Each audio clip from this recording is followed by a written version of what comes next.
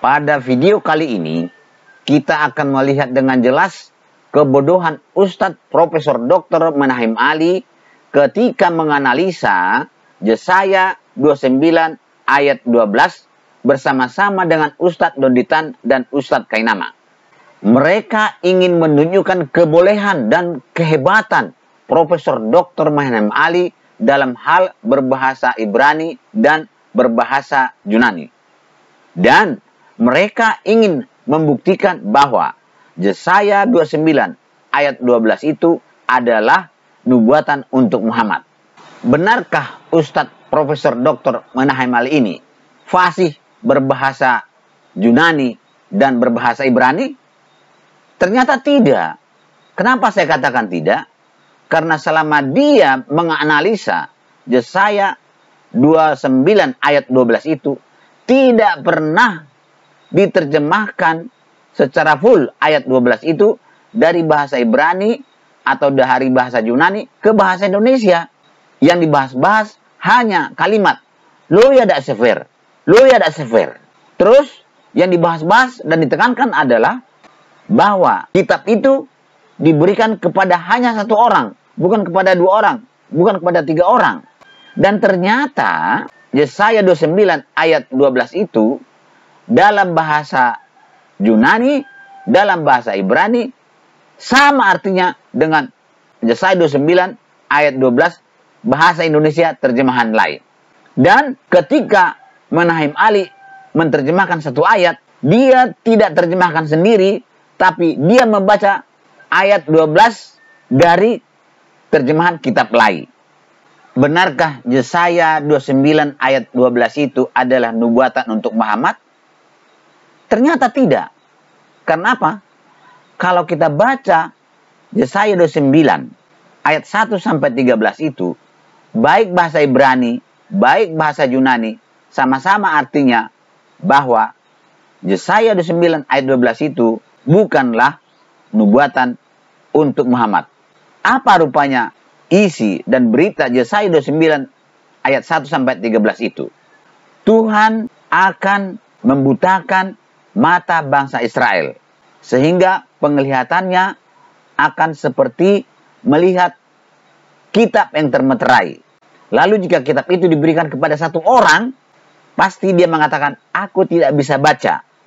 Karena penglihatannya sudah tidak bisa melihat dengan jelas. Kenapa Tuhan membutakan mata mereka? Karena bangsa itu datang kepada Tuhan bukan dengan hati yang tulus.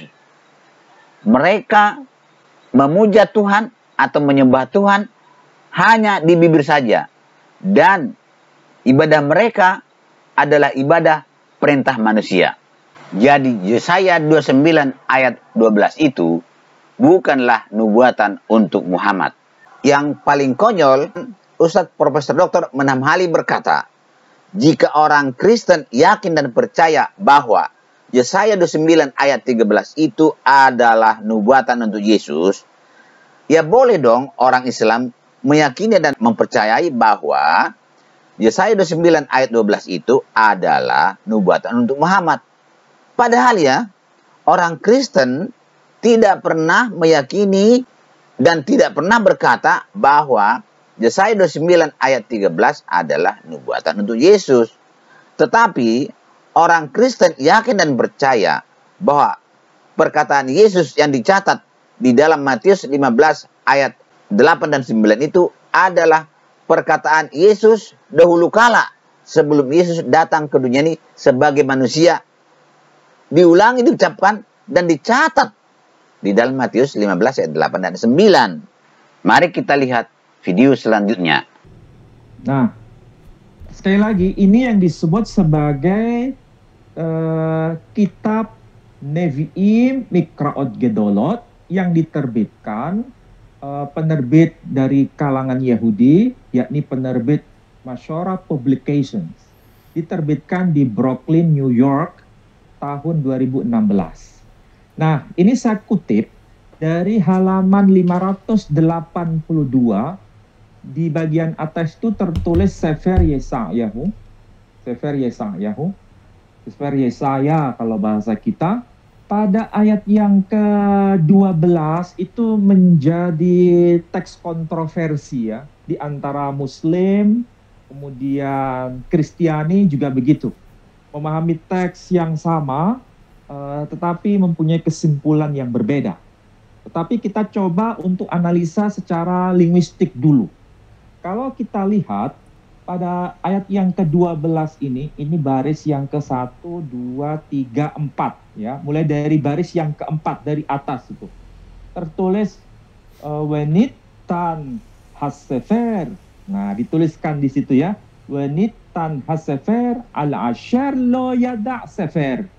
Lemor kara. Disebutkan kata-kata kunci. Kara, naze, amarlo yada'ati sefer. Jadi kalau diterjemahkan secara harfiah, wenitan hasefer itu maksudnya nitan itu dari kata natan. Natan artinya diberikan, memberikan. Jadi natan itu artinya sesuatu yang diberikan. Ya. Wenitan hasefer. Di sini ada kata kunci hasefer. Ini sudah ada penegasan di sini huruf he. Kalau huruf he itu di dalam bahasa Ibrani disebut hayidiyah. He hayidiyah. He sebagai penanda artikel tertentu. Ini lebih khusus menyasar pada objek yang sudah dikenal. Jadi sefer yang dimaksud ini adalah sefer yang sudah dikenal. Buku yang dimaksud di sini adalah buku yang sudah dikenal. Sudah tertentu, tidak merujuk pada sesuatu yang umum. Hasefer. Kepada. Asher yang. Lo yada'ati sefer. Lo yada'ati sefer itu artinya lo artinya tidak. Yada pengetahuan. Ya. Sefer buku. Jadi maksudnya yang tidak memiliki pengetahuan mengenai buku. Nah, uniknya dalam bahasa Quran Ibrani, ungkapan lo yada'ti sefer, saya punya Quran terjemahan bahasa Ibrani, orang yang disapa di dalam Quran dengan sebutan lo yada'ti sefer, bahasa Arabnya disebut dengan sebutan ummi, al-ummi. Lo yada'ati sefer, bahasa Arabnya itu al-ummi, sementara dalam bahasa Ibrani ditulis dengan sebutan lo yada' sefer. Jadi lo yada' sefer, ini bahasa Ibraninya, bahasa Arabnya al-ummi. Nah, ini menarik, karena apa? Karena kalau kita membuka Al-Quran, terjemahan bahasa Ibrani dari berbagai macam versi, itu ketika teks Arabnya berbunyi al-ummi, ternyata versi Ibraninya diterjemahkan lo yada' sefer. Ini hal yang pertama. Yang kedua, ungkapan hey has-sefer tadi, has-sefer, hey itu kalau bahasa Inggrisnya the, bahasa Arabnya al. Kalau has-sefer, bahasa Arabnya al-kitab. Jadi bukan kitabun, tapi al-kitab. Jadi sekali lagi, di sini ada kata kunci, hanya disebut dengan sebutan lo yada' sefer, kalau bahasa Arabnya al-ummi, sebagaimana kita lihat dalam terjemahan versi Yosef Yoel Rivlin, seorang ahli bahasa Ibrani, juga menerjemahkan lo yada' sefer ketika menemukan frase al-ummi. Saya tidak membahas ini menyasar kepada siapa namanya, tapi yang jelas saya hanya menjelaskan ini aspek linguistik saja, bahasa Arab dan bahasa Ibrani. Nah, kemudian ini tidak mengacu pada banyak orang, tapi hanya satu orang. Makanya disebut di sini menyasar satu orang saja. Lemor kara. Kemudian ada yang berkata kara. Kara. Kara naze. Kalau bahasa Arabnya iqra hada. Kara naze. Kara itu semacam fi'il amr kalau bahasa Arabnya. Bahasa Ibraninya disebut dengan istilah kara. Bahasa Arabnya iqra. Ze itu menunjuk pada kata ganti penunjuk. Hada. Kemudian wa amar. Kemudian dia menjawab wa amar. Ini satu orang ya, yang menjawab ini satu orang. Bukan dua orang, bukan tiga orang. Berarti ini ada semacam penanda. Satu disebut lo yada sefer. Itu penandanya. Penanda yang kedua, penggunaan artikel hey. Definite article hey tadi. The dalam bahasa Inggris. Kemudian yang ketiga yang menjawab itu amar, satu orang. Yang menjawab itu satu orang, bukan dua orang, bukan tiga orang.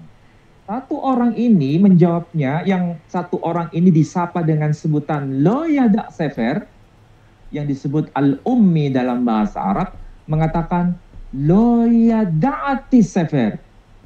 Lo yada'ati sefer. Aku tidak bisa membaca. Nah, kalau diterjemahkan dalam bahasa Indonesia, aku tidak bisa membaca. Lo itu kalau dalam bahasa Arabnya sama dengan ma. Lo sama dengan ma, artinya tidak. Yada'ati ana biqari. Yada'ti sefer ana biqari. Ma ana biqari itu bahasa Ibraninya sama dengan lo yada'ti sefer. Aku tidak bisa membaca. Nah, uniknya kalau kita lihat Alkitab versi bahasa Arabnya. Coba slide berikutnya Pak Dondi. Yang tulisan Arab ya. Yang tulisan Arab ya Pak ya? Ya, yang tulisan Arab. Yang ini Pak. Nah, ini ya. Ini disebutkan begini ya. Ini saya lihat dari versi Alkitab bahasa Indonesia berdampingan dengan bahasa Arabnya, diterbitkan oleh Lembaga Alkitab Indonesia, halaman 1887. Itu ada perikop yang berbunyi bangsa yang buta. Ini terserah mau ditafsirkan secara harfiah atau secara maknawi. Kalau secara harfiah ya buta dalam arti fisik. Ya itu. Alkitab dua bahasa atau dwi bahasa Arab Indonesia. Halaman 1887 perikop di sini berbunyi bangsa yang buta. Bahasa kita menyebutnya satu perikop. Poin yang ke-12 disebutkan summa tunawilunahu liman la ya'riful qira'ah. Summa tunawilunahu. Nah, tunawilunahu itu kalau kita mengenal juga istilah tilawah. Mungkin Pak Dodi juga paham itu tilawah itu apa. Artinya membaca ya. Summa tunawilunahu liman la ya'riful qira'ah. Yang tidak mengenal baca. Iqra' hada. Bacalah ini. Fayujib, maka dia menjawab. Ini satu orang yang jawab ini. Bukan dua orang, bukan tiga orang. Satu orang itu yang jawab. Fayujibu. Maka dia menjawab. Nah, ini menunjuk pada peristiwa masa depan. Makanya di sini menggunakan ungkapan yang bisa dikatakan fi'il mudhari kalau bahasa kita ya. La ya'riful qira'ah fayujibu la a'riful qira'ah. Jadi disebutkan aku tidak bisa membaca. Kalau aku tidak bisa membaca, kalau di sini diterjemahkan dalam bahasa kita. Coba kita lihat yang versi bahasa Indonesianya sebagai pembanding, itu kalau diterjemahkan begini kan. Dan apabila kitab itu diberikan kepada seorang, nah bukan banyak orang ya, tapi seorang, satu orang yang disuruh.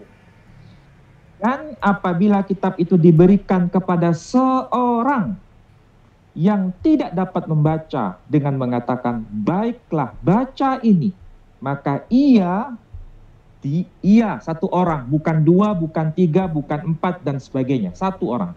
Maka iya, sekali lagi, iya satu orang. Aku tidak dapat membaca. Jadi kalau kita lihat itu versi bahasa Inggrisnya juga sama, menunjuk pada peristiwa di masa depan. Makanya kitab itu akan diberikan kepada seseorang yang muncul di masa depan. Jadi ini adalah sesuatu yang cukup menarik untuk dibicarakan. Dari tadi saya menunggu hasil pembahasan Ustadz ini. Saya pikir ada perbedaan terjemahan bahasa Indonesia yang diterjemahkan oleh Lai berbeda dengan kitab bahasa Ibrani, dengan kitab bahasa Yunani dan bahasa Arab. Ternyata sama semua. Baik bahasa Indonesia, baik bahasa Ibrani, baik bahasa Arab, baik bahasa Yunani, sama rupanya pengertiannya. Untuk apa capek-capek sampai berbuih-buih mulutnya dari tadi menerjemahkan lu ya dak sefer diberikan kepada satu orang. Untuk apa? Kecuali ada bedanya. Ditunjukkan perbedaannya antara bahasa asli dengan bahasa kitab bahasa yang diterjemahkan oleh Lai. Ini tidak ada bedanya, ternyata sama rupanya. Apa maksudnya di situ? Saya tidak mengerti nih Ustadz ini. Jadi ini adalah sesuatu yang cukup menarik untuk dibicarakan. Nah, kemudian apakah ini ada hubungannya dengan persoalan nubuat? Kalau bahasa kekristenan disebut begitu, nubuat. Nubuat yang akan terjadi di masa depan. Apalagi ini nubuat mengenai seorang nabi di kalangan muslim, atau lebih tepatnya apakah ini merujuk pada nabi Bani Kedar. Apakah ayat 12 dari pasal 29 ketika ayat itu berbunyi, dan apabila kitab itu diberikan kepada seorang yang tidak dapat membaca dengan mengatakan, baiklah baca ini, maka ia akan menjawab, aku tidak dapat membaca. Apakah ayat ini terkait dengan Nabi Bani Kedar atau bukan? Tentu saja ini memang tidak sederhana untuk menjawabnya. Tapi sebelum menjawab, kita coba membahas pada ayat berikutnya. Ayat berikutnya itu unik, karena ayat berikutnya itu terkait dengan apa yang dikatakan oleh seseorang. Coba Pak Dondi bisa lihat ya. Versi bahasa Indonesia saja dulu. Yesaya pasal 29 ayat 13. Tolong dibaca dulu artinya dalam bahasa Indonesia. Kemudian di situ ada ayat pembanding. Ini ayat merujuk pada ayat yang mana? Coba dibaca. Saya bacakan dulu ya Pak ya. Ya. Dan Tuhan telah berfirman, oleh karena bangsa ini datang mendekat dengan mulutnya dan memuliakan aku dengan bibirnya, padahal hatinya menjauh daripadaku, dan ibadahnya kepadaku hanyalah perintah manusia yang dihafalkan. Itu adalah ayat yang tercantum dalam Yesaya. Nah, sementara dalam teks Yesaya itu ada ayat rujukannya dalam Perjanjian Baru. Sebetulnya itu diucapkan oleh siapa? Nah, coba dicek Pak, dalam Perjanjian Baru. Ini rujukannya ke Perjanjian Baru ya Pak ya? Ya. Ini ke Matius 15 ayat 8 sampai 9 dan Markus pasal 7 ayat 6 sampai 7 Pak. Nah, kita rujuk saja dulu Matius, dalam Injil Matius pasal 15 ayat itu tolong dibunyikan Pak Dondi. Ya. Matius 15 ayat 8 sampai 9. Bangsa ini memuliakan aku dengan bibirnya, padahal hatinya jauh daripadaku. Percuma mereka beribadah kepadaku, sedangkan ajaran yang mereka ajarkan ialah perintah manusia. Ya, kalau dalam Perjanjian Baru itu menyasar kepada siapa di situ yang bicara? Kepada Yesus atau bukan? Kepada orang Yahudi ya Pak ya? Ya, yang mengatakan begitu ajarannya kepada siapa yang menyatakan demikian? Oh sebentar Pak. Yang dianggap mengatakan dua kalimat itu adalah Yesus, Pak. Nah, sekarang kita lihat ya. Berarti kalau dalam pemahaman versi Kristiani, Yesaya pasal 29 ayat yang ke-13 itu terhubung dengan sosok yang bernama Kristus atau Yesus Kristus. Betul atau tidak? Iya. Berarti kalau dalam pemahaman nubuat itu tidak harus keseluruhan konteks. Keseluruhan ayat mulai dari ayat sekian sampai ayat sekian. Ya. Cukup kalau ayat itu terulang dan terbukti dalam perjanjian baru, berarti ini juga nubuatan mengenai Kristus, ayat yang ke-13. Ya kan? Karena kalau begini, begitu, Pak, mohon maaf Pak, ya. yang di Matius tadi 15 ayat 89, di ayat 7-nya itu atau perikopnya itu adalah perintah Allah dan adat istiadat Yahudi. Diceritakan bahwa datang beberapa orang Farisi dan ahli Taurat dari Yerusalem kepada Yesus. Ya. Kemudian berkata, mengapa murid-muridmu melanggar adat istiadat nenek moyang kita? Mereka tidak membasuh tangan sebelum makan. Ya. Kemudian jawab Yesus kepada mereka dari ayat 3, di ayat 7-nya begini Pak, hai orang-orang munafik. Nah, berarti di situ dianggap bahwa Yesus berkata kepada orang Farisi dan ahli Taurat dengan menyebut mereka sebagai orang-orang munafik. Benarlah nubuat Yesaya tentang kamu, katanya Pak. Ya. Bangsa ini memuliakan aku dengan bibirnya, padahal hatinya jauh daripadaku. Percuma mereka beribadah kepadaku, sedangkan ajaran yang mereka ajarkan ialah perintah manusia, gitu Pak. Ya. Berarti ayat 13 itu ada kaitannya dengan sosok perjanjian baru yang bernama Kristus Yesus atau Yesus Kristus. Ya. Ayat 13. Dan itu diulang mengacu pada sosok yang bernama Kristus. Tapi hanya khusus ayat 13. Sementara ayat yang ke-12 ini kan tidak bisa dikaitkan dengan sosok yang bernama Yesus Kristus. Tapi ada sosok yang lain. Nah, sosok yang lain itu siapa? Tentu saja ini menjadi PR bagi semuanya. Tapi yang jelas ini selalu terkait dengan peristiwa masa depan. Jadi bukan hanya masa lalu, tapi masa depan juga terulang. Jadi masa depan juga membicarakan soal ini. Nah, kalau kita lihat pada ayat yang ke-12, itu lebih khusus, itu bicara mengenai, tadi saya sebut ada satu orang itu disebut la ya'riful kitabah, dia tidak bisa membaca, atau dalam bahasa Ibrani, lo yada sefer, dia tidak tahu baca, dia tidak mengenal baca. Siapakah yang dimaksud itu? Kalau dicari dalam perjanjian baru memang tidak ada.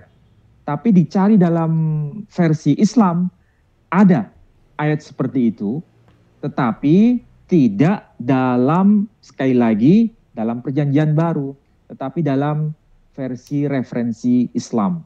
Dan itu mengacu pada peristiwa di satu tempat yang istimewa, dan itu disebutkan dalam teks Septuaginta. Nah, di situ kalau versi Islam, referensi Islam menyebutnya ma'ana biqari, aku tidak bisa membaca. Sarannya pada ayat 13. Kalau ayat yang ke-12. Tapi kalau ayat yang ke-13 itu sasarannya kepada Kristus Yesus. Jadi ini ada dua orang yang dibicarakan pada pasal 29 ayat yang ke-12 dan ke-13. Sekali lagi sasarannya pada dua orang, bukan satu orang. Jadi kalau 12 ringkasnya kepada seseorang yang disebut dengan sebutan al-ummi, atau bahasa Arabnya la ya'riful kitab, atau al-ummi, atau lo yada hasefer, kalau bahasa Ibraninya. Sementara kalau ayat yang ke-13 menyasar kepada Yesus Kristus.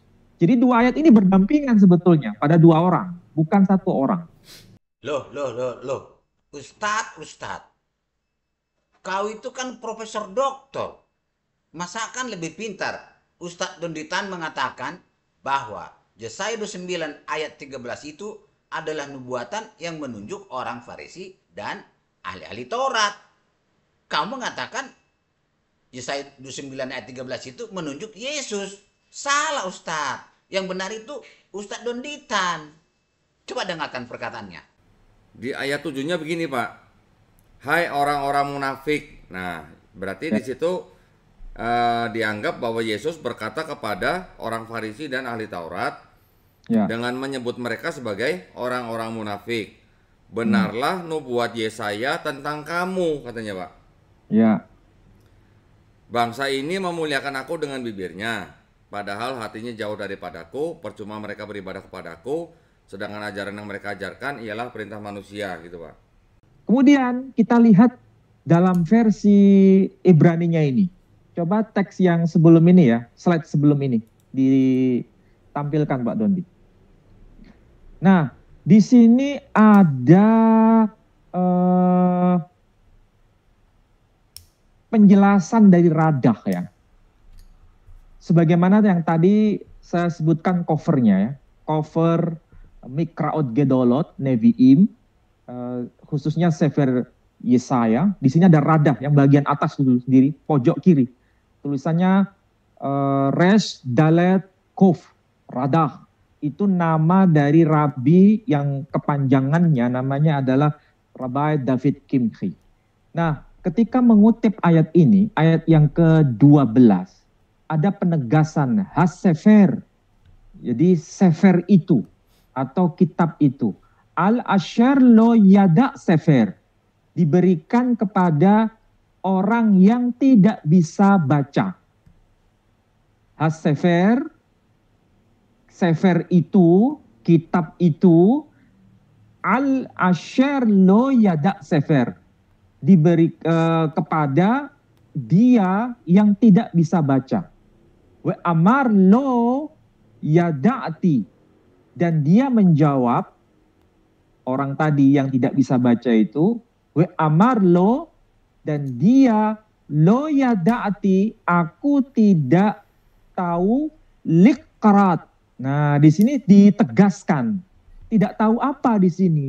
Maksudnya ditegaskan likrat sefer, tidak tahu baca sefer maksudnya. Jadi ini yang menegaskan adalah Rabbi David Kimchi bahwa yang dimaksud tidak tahu di situ tidak tahu baca. Ini ada penegasan. Sefer artinya kitab. Jadi kalau diterjemahkan lo yada'ti likrat sefer, tidak tahu baca sefer maksudnya. Nah, di sini ada penegasan di sini ya. Saya tidak berani mengatakan apakah aslinya dulu ini ada kata yang muncul dalam teks Masyora atau tidak. Tapi beliau hanya menjelaskan ini maksudnya dalam hal ini adalah tidak tahu baca. Ustadz, bagaimana sih kamu sih caranya membaca Yesaya 29 itu? Tidak ada ceritanya di Yesaya 29 itu tentang buku yang diberikan kepada seseorang yang tidak bisa membaca. Tidak ada bukunya, tidak ada, orangnya pun tidak ada. Yang ada adalah Tuhan membutakan mata orang-orang munafik itu sehingga penglihatannya seperti melihat kitab yang termeterai. Sehingga tidak bisa membaca karena termeterai. Itu ceritanya. Coba perhatikan Yesaya 29 ayat 11, 12, 13 berikut. Yesaya 29 ayat 13. Dan Tuhan telah berfirman, oleh karena bangsa ini datang mendekat dengan mulutnya dan memuliakan aku dengan bibirnya, padahal hatinya menjauh daripadaku dan ibadahnya kepadaku hanyalah perintah manusia yang dihafalkan. Maka bagimu penglihatan dari semuanya itu seperti isi sebuah kitab yang termeterai.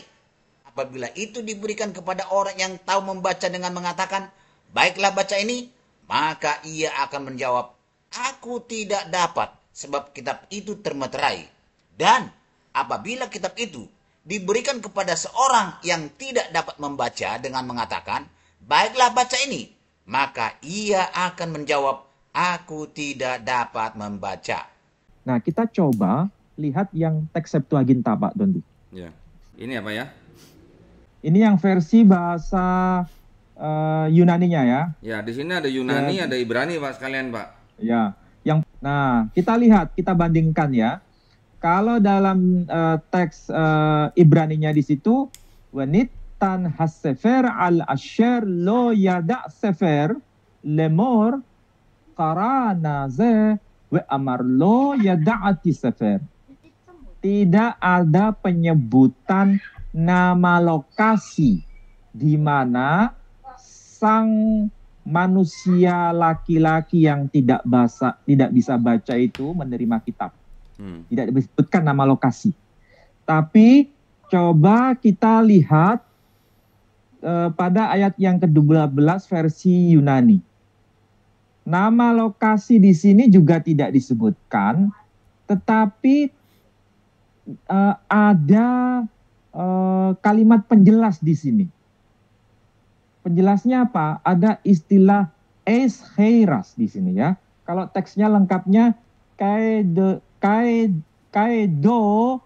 tesetai ya, disebutkan kaedo tesetai to biblon. Biblon itu kalau bahasa kita menyebutnya ya buku atau kitab. Tapi ini menunjuk pada satu benda, bukan banyak ya. To biblon, to escheiras. Nah, ini bentuknya jamak di sini. Escheiras di sini. Ada huruf H, epsilon, iota. Nah, kenapa disebut iota? Ini kalau bahasa Kristus menyebutnya nokta ya. Tidak ada satu nokta pun yang akan dihilangkan dari hukum Torah. Nah, ini iota. Kemudian huruf Rho, kemudian alfa dan sigma. Kalau dibaca heiras, antropo. Nah, di sini juga menunjuk pada satu orang, antropo. Kemudian me epistamenon. Epistamenon kalau dalam bahasa kita sama dengan episteme, pengetahuan ya. Grammata. Grammata itu sama dengan tulisan. Grammar, grammar itu menunjuk pada tulisan. Nah, di sini kalau kita lihat bahasa sederhananya ini escheiras antropo. Ini kalau bahasa kita terjemahannya di tangan orang me episteme grammata yang tidak tahu baca. Jadi ini kitab ini diserahkan di tangan orang yang tidak tahu baca. Ini Pak, kelihatan Pak? Ya, kelihatan. Nah, ini sorry Pak, sebentar. Saya mau kasih lihat ini Pak. Di sini kan ada keterangan begini Pak ya, sebentar. Ini kan ada sebutan folio 53 Pak. Ini yang saya kotak di sini Pak. Kelihatan nggak Pak? Yang di tengah-tengah kotak merah kecil tuh Pak. Iya, betul. Ada angka 53 nih Pak ya. Ya, itu folio 53. Nah, ini. Ini betul Pak ya? Ya. Nah, saya tuh udah simpan semua Pak, setiap lembar dari Codex Sinaiticus Pak. Oh, bagus lah. Supaya nanti bisa bandingkan. Ya. Torehan hurufnya itu kan menjadi sebuah kajian nanti. Ya. Nah, ini kalau saya perbesar di sini, ini kan saya screenshot dari websitenya Pak ya. Nah, ini terlihatnya begini Pak. Nah, ini dia. Ini saya perbesar jadi begini Pak. Nah, ini. Ya. Nah, ini jadi begini. Epsilonnya sama sigmanya itu beda Pak, besar dan tingginya gitu. Memang kalau kita lihat dari pembesaran tulisan ini ya, ini kan sebetulnya kita bisa mengkaji dari sisi kajian kodekologi atau bahan penulisan manuskripnya, sekaligus kajian tulisan-tulisannya. Ya. Nah, kalau kita lihat di sini, itu ada huruf H, ada huruf iota, ada huruf Rho, ada huruf alfa, itu bentuk hurufnya sama. Saya ulangi lagi, ada 4 huruf yang kalau kita lihat dari teks sebelumnya hurufnya sama semua besarnya. Ya. Saya ulangi lagi, huruf Khi, Iota, Ro, dan Alfa. Ternyata di situ, maaf, di sini ada tambahan huruf kecil sekali di tengah-tengah huruf Khi dan Iota. Yakni huruf Epsilon. Nyempil Pak ya? Ya, apa ya, semacam disisipkan di tengahnya. Ya. Ya. Kemudian di bagian akhir itu hurufnya samar-samar ya. Itu Iya. juga hurufnya kecil juga. Hurufnya kecil. Itu huruf sigma. Ya. Kalau bentuknya itu seperti huruf C ya. Seperti Iya. huruf C kecil di situ. Ini apa ya? Arti- Epsilon dan Ya, sigma ini ya? ya. Nah, ini. Epsilon dan sigma. Nah, kita lihat di sini ya. Kita lihat yang di bagian apa? Bagian yang di sini yang tulisan di apa? Sudah di Ini apa bentuk ya? ketikan ya. Lihat di situ. Di situ terus apa?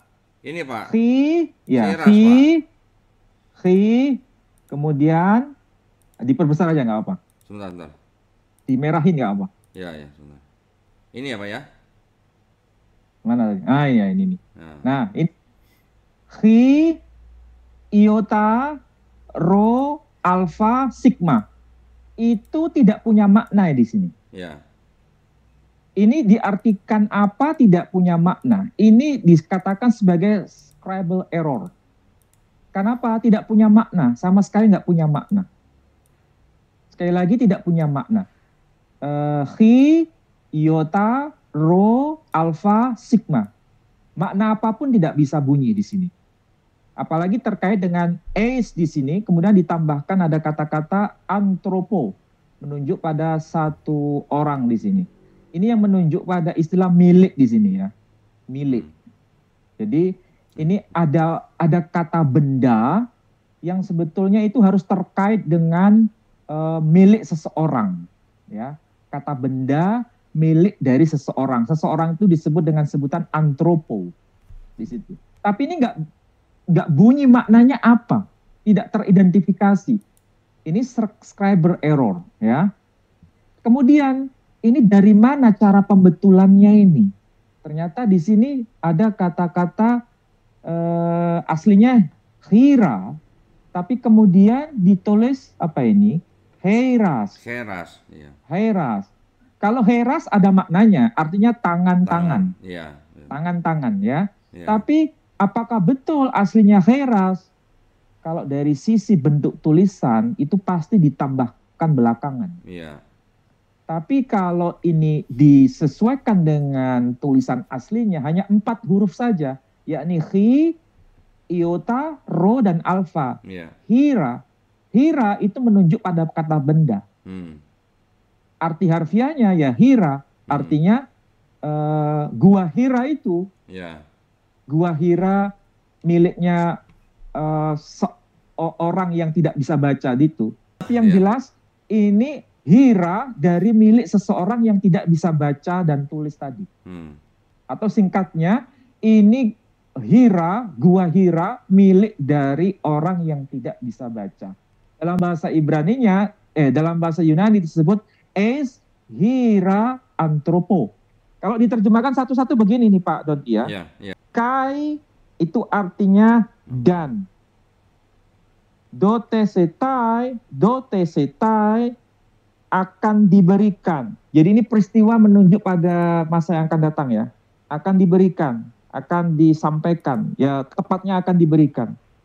Dotesetai akan diberikan. Biblon bisa bermakna gulungan, bisa bermakna buku, tapi bentuknya hanya satu saja. Satu buku atau satu gulungan. Makanya ada penanda toito, artinya this, ini, buku ini, ya. Jadi buku ini dan buku ini akan diberikan. Berarti peristiwa menunjuk pada masa depan, ya. Dan buku ini akan diberikan. Eis itu artinya bisa in, bisa into. Heiras, antropo, heiras itu artinya tangan-tangan. Antropo. itu seseorang. Jadi ini kalau diterjemahkan tangan-tangan, diberikan kepada tangan-tangan seseorang, itu sepertinya ada sesuatu masalah di sini. Kenapa? Karena kalau ini kata benda, sementara kata hira juga kata benda, juga bisa terkait dengan kata Yunani ini. Hira, antropo, maksudnya gua hira milik orang, milik seseorang. Me epistamenon, yang tidak memiliki pengetahuan gramata tulisan. Jadi ini sebetulnya lebih tepat mengacu pada kata benda. Dan kata bendanya itu satu. Tapi di sini kok jadi dua. Heiras, ya. Padahal di sini ada istilah eis. Nah, di sini ada sesuatu yang bermasalah di sini. Seharusnya ini menunjuk pada satu benda, bukan banyak. Kalau setelah kata eis, Pak, itu bisa nama tempat nggak, Pak? Justru itu seharusnya yang lebih tepat, nama benda, entah itu objeknya apapun, pokoknya benda. Benda itu bisa nama tempat atau nama benda selain tempat, bisa. Tetapi harus dalam konteks tunggal di sini, nggak bisa jamak. Kalau heras jamak. Nah ini problem, ya kan? Tapi kalau itu dibaca dibaca hira, itu kan satu benda, bukan banyak. Ya kan? Berarti ini gramatikal. Kalau di sini tulisannya sama, hira itu sudah benar. Justru kalau disebutkan heras, ini jadi bermasalah. Jadi bermasalah di sini. Ya kan? Apalagi di sini huruf sigma yang akhir tulisannya kecil, kemudian huruf epsilon tulisannya juga kecil. Ya kan? Itu problem.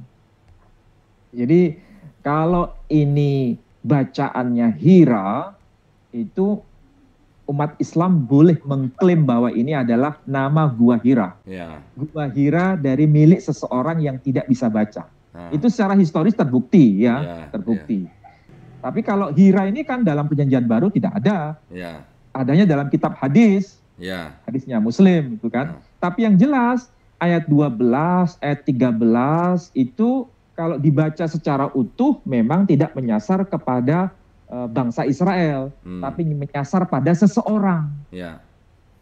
Nah kan yang kalau kita bandingkan, Pak, ini kalau tulisan herasnya seperti ini, kita kan bisa ngelihat, Pak, di ayat-ayat yang lain, Pak, ya. Contohnya nih, misalnya nih, di Psalm Mazmur ini kan 142 ayat 6.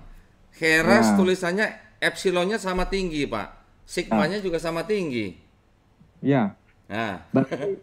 Ini kan kalau aslinya seperti ini kan kita boleh menyatakan ini bermakna tangan-tangan, heras, tangan-tangan, ya kan?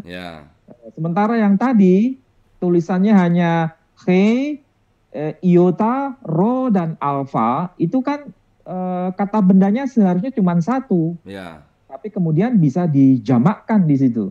Apalagi huruf epsilon dan huruf sigma kecil semua. Berarti kan itu ditambahkan oleh orang belakangan.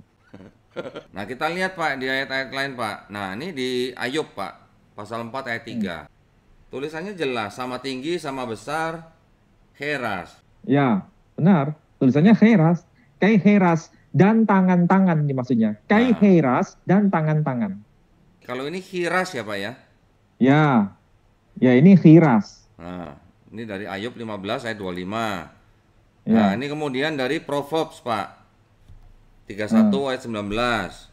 Herasnya juga semuanya sama tinggi. Ya kalau aslinya memang ditulis oleh penulis yang sama, mesti tulisannya ya bentuknya sama. Ini Kisah Para Rasul, Pak, nih, Pak. Kisah Para Rasul pasal 6 ayat 6. Nah, ini, Pak, yang menarik nih, Pak, di Kidung Agung, Pak. 5 ayat 4 dan ayat 5 nih, Pak. Ada kata-kata hira, Pak, di situ, Pak. Di ayat 4-nya ada hira, di ayat 5-nya heras.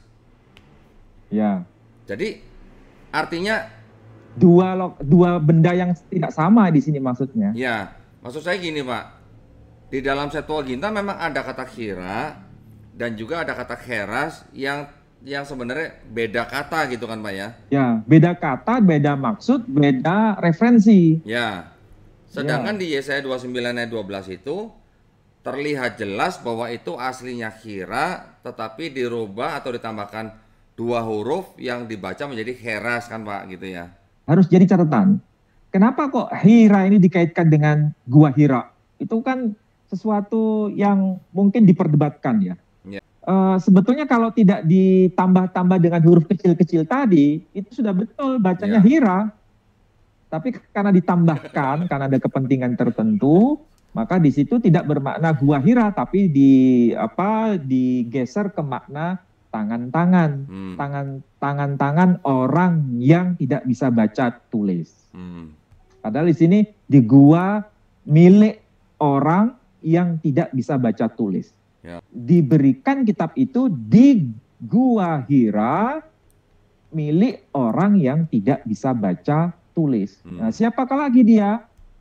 Pasti menyasar pada satu orang itu. Tidak ada yang lain. Sebagaimana ayat yang ke-13.